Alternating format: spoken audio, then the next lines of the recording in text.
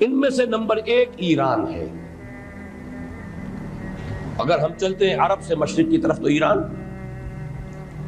ایک اعتبار سے یہ بازی لے گیا ہے پورے عالم اسلام پر.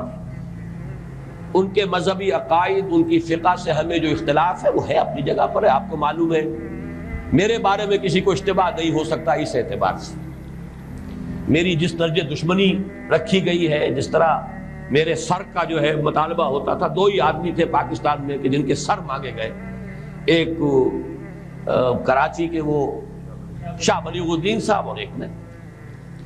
تو اس حوالے سے وہ اپنی جگہ پر اختلاف ہے، لیکن اس حقیقت کا اعتراف کیے بغیر نہیں رہا جا سکتا پورے عالم اسلام میں یہ واحد مسلمان ملک ہے جس نے بہرحال اپنی شریعت، اپنے عقائد کے مطابق ایک مذہبی انقلاب برپا کیا. اور پورے عالم اسلام میں مذہبی سطح پر، حکومت کی سطح پر فنڈامنٹلسٹ صرف ایک ملک ہے کہ اس پہلو سے ایران ان کا ٹارگٹ ہے، ٹارگٹ نمبر 1 ایک خاص اعتبار سے. ٹارگٹ نمبر 1 ایک دوسرے اعتبار سے ہم ہیں، وہ میں بعد میں عرض کروں گا. چونکہ حکومت کی سطح پر فنڈامنٹلزم ہے اور وہ آیا ہے ایک عوامی انقلاب کے نتیجے میں، پھر ان کے پاس تیل کی دولت ہے، اس کے خلاف اکنامک سینکشنز بھی ہو جائیں تو اگر لیبیا کھڑا ہو سکتا ہے تو بہرحال وہ بھی کھڑا ہو سکتا ہے. اور نقشہ وہ دنیا کو دکھا چکا ہے کہ لڑا دے ممولے کو شہباز، یہ نقشہ بھی اس نے دکھا دیا. یہ ہے ایران کا معاملہ. نمبر 2 پاکستان. پاکستان 400 برس کی تجدیدی مساعی کا امین ہے، امانت دار ہے.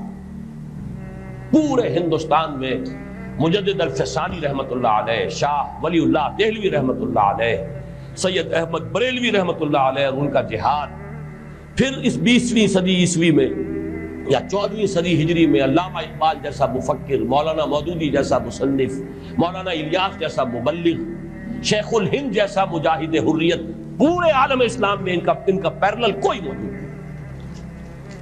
یہ 400 سال کی تاریخ ہے، اس کی امانت اور اس کے نتیجے میں یہاں کے مڈل کلاس میں فنڈامنٹلزم کا ایک نیوکلیس ہے.